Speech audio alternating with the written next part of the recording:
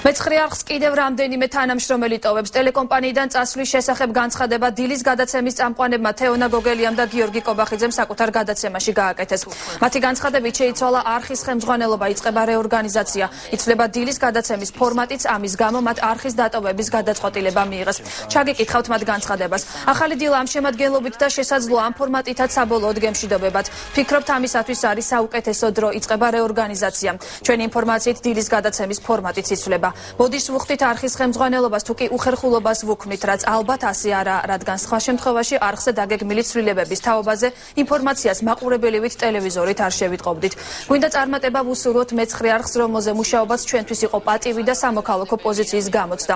ვფიქრობთ ამ გამოცდის ჩაბარება ავად თუ კარგად შევძელით. რჩებით მეცხრე არხის და იმ პროცესების გულშემატკივრად, რომელიც დაიწყო 1 ოქტომბრის არჩევნებით. განაცხადა ახალი დილის წამყვანმა თეონა გოგელიამ.